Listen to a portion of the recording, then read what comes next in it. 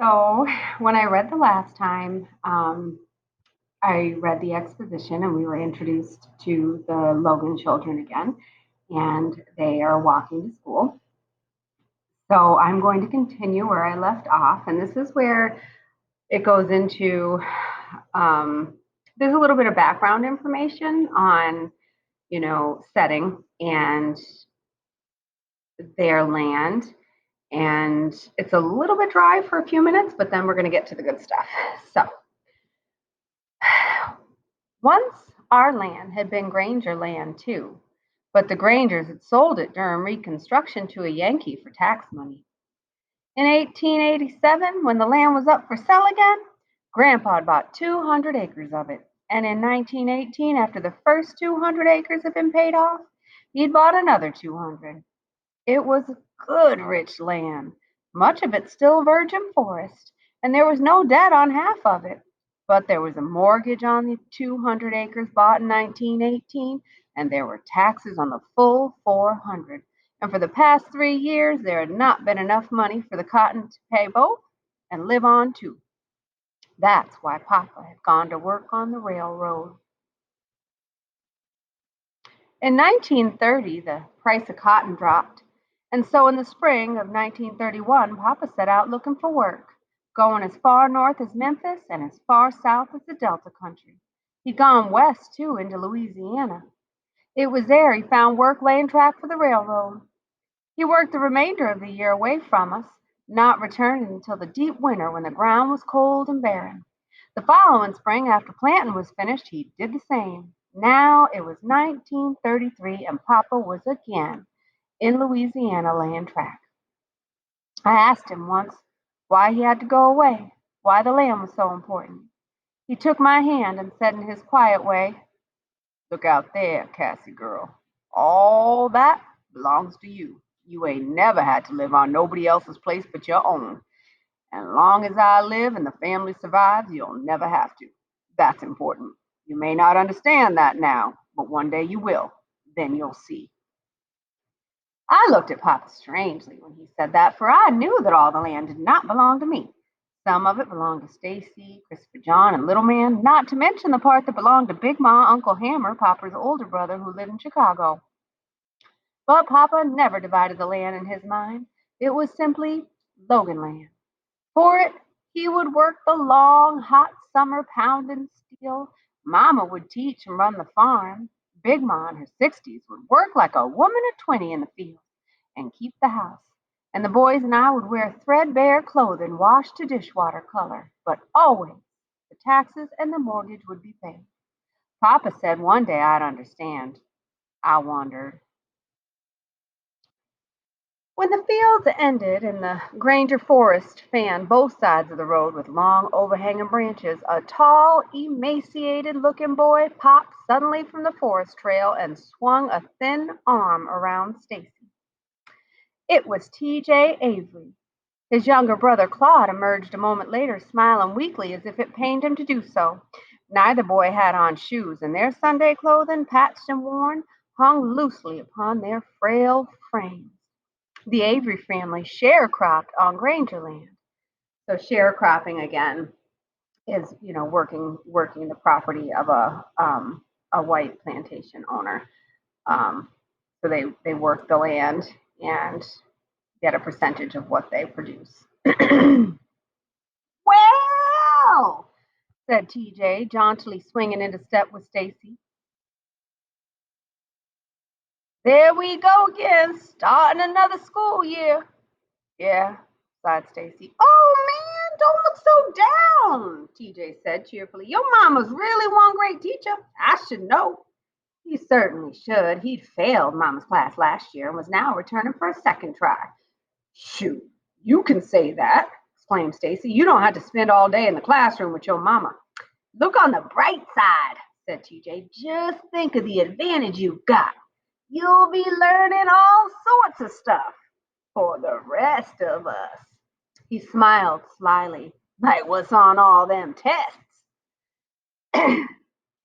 Stacy thrust TJ's arm from his shoulders. If that's what you think, you don't know Mama. getting mad, TJ replied, undaunted. Just an idea. He was quiet for a moment, then announced, I bet you I could give y'all an earful about the burning last night. Burning? What burning? Asked Stacy. Man, don't y'all know nothing? The berries burning. I thought y'all's grandmother went over there last night to see about them. So see how the berries, there's an apostrophe, but it's after the S. That means belonging to. And if you notice, berries is capitalized. So it's a last name. So the berries burning. So it's a last name. So they're basically saying that these people were burnt. Of course, we knew that Big Ma had gone to a sick house last night. She was good at medicines, and people often called her instead of the doctor when they were sick. But we didn't know anything about any burnings, and I certainly didn't know anything about any berries either. What berries he talking about, Stacy? I asked. I don't know no berries. They live over on the other side of Smellins Creek. They come to church sometimes, said Stacy absently. Then he turned back to TJ. Mr. Lanier come by real late and got Big Ma. Said Mr. Barry was low sick and needed her help to nurse him, but he ain't said nothing about burnings. He's low sick, all right, 'cause he got burnt near to death. Him and his two nephews. And you know who done it? Who? Stacy and I asked together. Well, since y'all don't seem to know nothing, said TJ in his usual sickening way of nursing a tidbit of information to death, maybe I ought not tell y'all. It might hurt y'all's little ears. Oh boy, I said, don't start that messing again. I didn't like TJ very much, and his stalling around didn't help. Come on, TJ, said Stacy, out with it. Well, TJ murmured, then grew silent, as if considering whether or not he should talk. We reached the first of two crossroads and turned north. Another mile, and we'd approach a second crossroads and turn east again. Finally, TJ said, okay, see, them berries burning wasn't no accident. Some white men took a match to 'em. Kid, you mean just lit 'em up like a piece of wood? Stammered Christopher John, his eyes growing big with disbelief. But why? TJ shrugged. Don't know why, I just know they done it, that's all. How you know? I questioned suspiciously. He smiled smugly. 'Cause your mama come down on her way to school and talked to my mom about it. She did? Yeah, and you should have seen the look she had when she got out of that house. How'd she look? Inquired little man, interested enough to glance up from the road for the first time.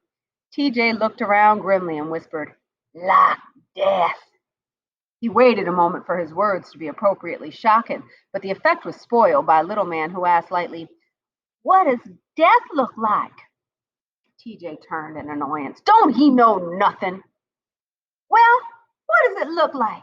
Little man demanded to know. He didn't like TJ either. Like my grandmother looked like my grandfather looked just before they buried him, TJ described all knowingly. Oh, replied little man, losing interest and concentrating on the road again.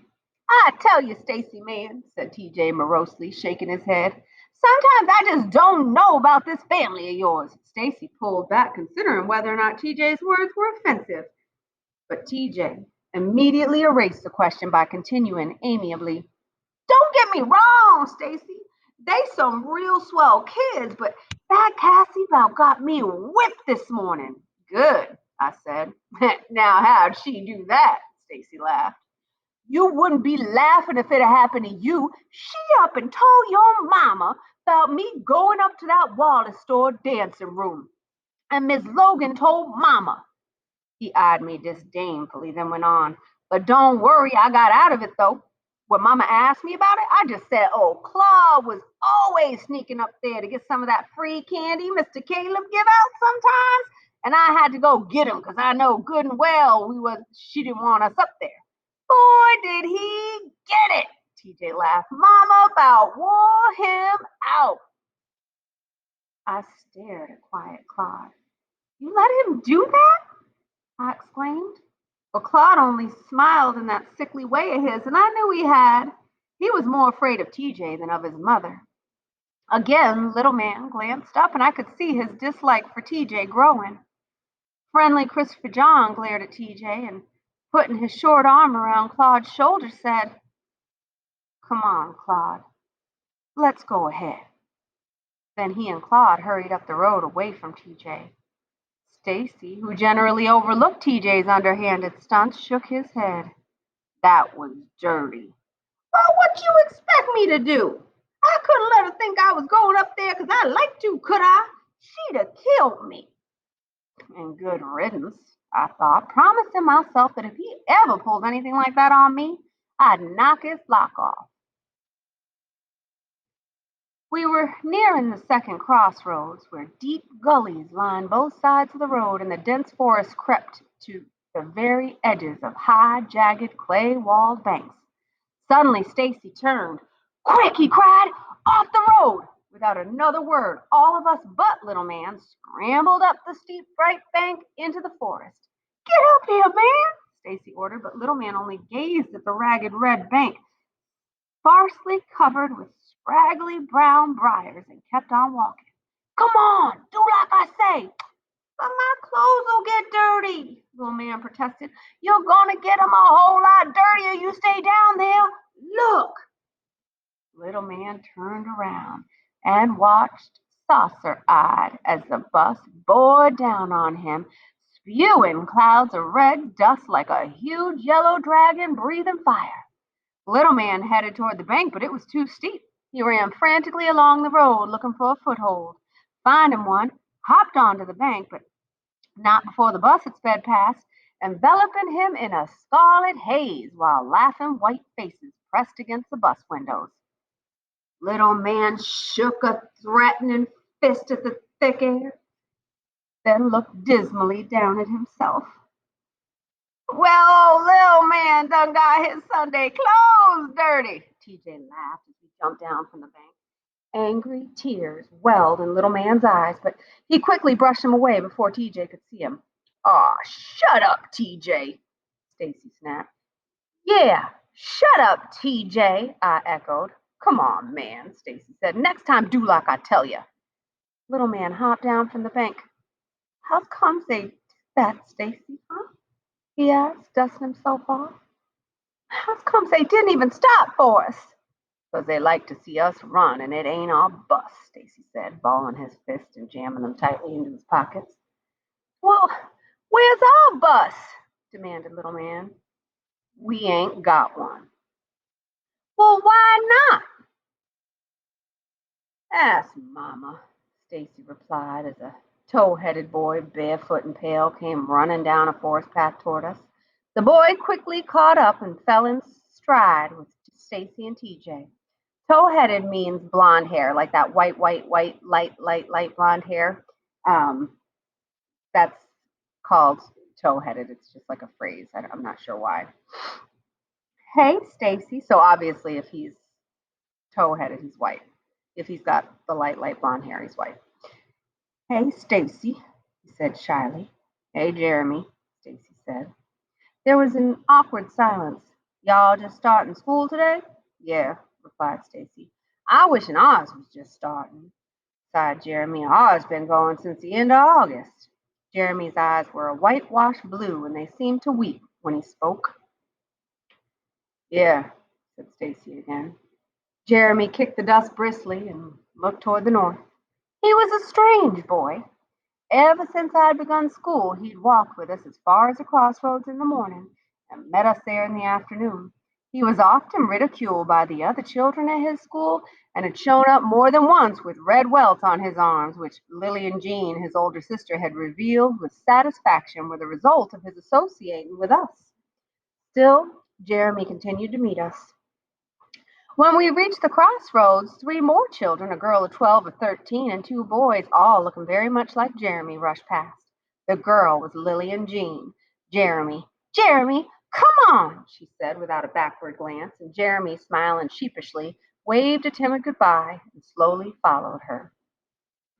We stood in the crossing, gazing after them. Jeremy looked back, but then Lillian Jean yelled shrilly at him, and he did not look back again.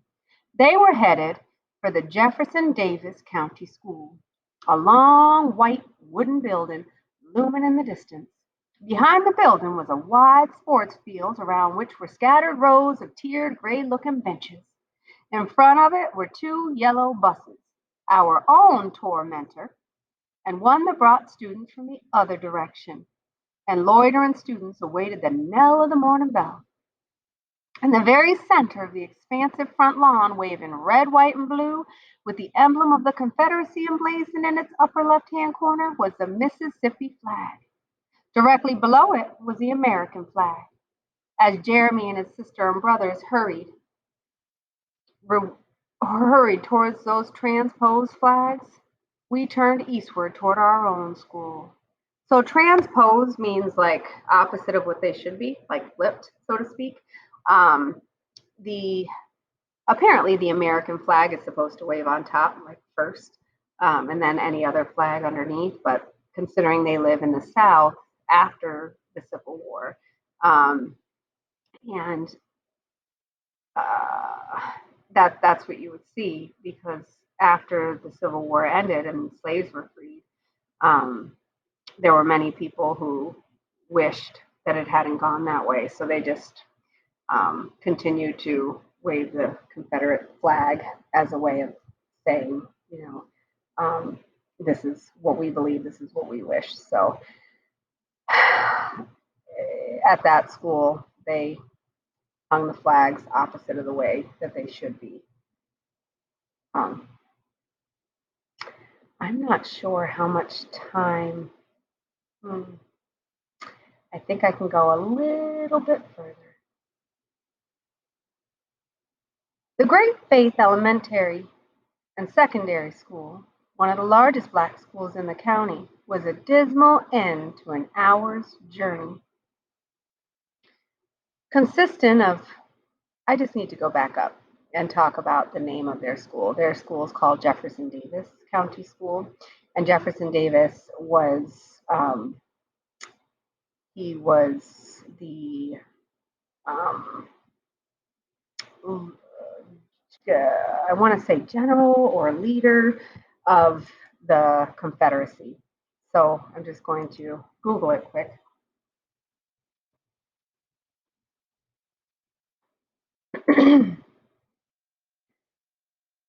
He was an American politician who served as the president of the Confederate States from 1861 to 1865. It says he represented Mississippi in the United States Senate and the House of Representatives before the American Civil War. So he was the president of the Confederate States.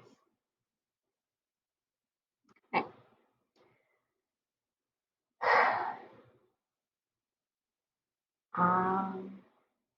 All right, so now they're going to their own school, the Great Faith Elementary. Consisting of 4 weather-beaten wooden houses on stilts of brick, 320 students, 7 teachers, a principal, a caretaker, and the caretaker's cow, which kept the wide crabgrass lawns efficiently clipped in spring and summer. The school was located near 3 plantations, the largest and closest by far being the Granger plantation. Most of the students were from families that sharecropped on Granger land, and the others mainly from Montier and Harrison plantation families. Because the students were needed in the fields from early spring when the cotton was planted until after most of the cotton had been picked in the fall, the school adjusted its terms accordingly, beginning in October and dismissing in March. But even so, after today, a number of the older students would not be seen again for a month or two, not until the last puff of cotton had been gleaned from the fields. And eventually, most would drop out of school altogether. Because of this, the classes in the higher grades grew smaller with each passing year. The class buildings, with their backs practically against the forest wall, formed a semicircle facing a small one-room church at the opposite edge of the compound. It was to this church that many of the school students and their parents belonged. As we arrived, the enormous iron bell in the church belfry was ringing vigorously, warning the milling students of only 5 minutes of freedom remained. Little man immediately pushed his way across the lawn to the well to wash. Stacy and TJ, ignoring the rest of us now that they were on school grounds, wandered off to be with their other seventh grade boys, and Christopher John and Claude rushed to reunite with their classmates of last year. Left alone, I dragged slowly to the building that held the first four grades and sat on the bottom step. Plopping my pencils and notebook in the dirt, I propped my elbows on my knees and rested my chin in the palms of my hands. "Hey, Cassie," said Mary Lou Welliver, the principal's daughter, as she flounced by in a new yellow dress. "Hey, yourself," I said, scowling so ferociously that she kept on walking. I stared after her a moment, noting that she would have on a new dress. Certainly no one else did. Patches on faded pants and dresses abounded on boys and girls come so recently from the heat of the cotton field. Girls stood awkwardly, afraid to sit, and boys pulled restlessly at starched, high-buttoned collars. Those students fortunate enough to have shoes hopped from one pinched foot to the other. Tonight, the Sunday clothes would be wrapped in newspaper and hung for Sunday, and the shoes would be packed away to be brought out again only when the weather turned so cold that bare feet could no longer traverse the frozen roads. But for today, we all suffered. So, as we're seeing, we're still in the exposition, we're still in that first chapter. More characters are being introduced, more about the setting is being introduced, and we're starting to see a bit of conflict here. They're walking to school, and a bus came along, and it looked like intentionally sprayed mud up, tried to spray mud and muddy water onto the kids while white kids on the bus laughed. So there's that. And Mildred Taylor is also showing us a very different picture of the Logan school as compared to the white children's school. So she's showing us the differences there. And they have two buses, and of course, Cassie's school has no buses. So there's just a little bit, of the conflict being introduced here, and more characterization. So we're getting to see a little bit about, Cassie's spunk, Cassie's personality, and we've met this TJ character who, if we characterize, and that'll be our next step. We'll look at characterization and how these kids are being painted by her, so that we can, talk about the type of people we're dealing with. And that'll be something that we do after I get through a little bit of reading. I'd really like us to be invested in the book and get into it enough so that you are riveted and wanting the next part to be read. So I'm going to stop here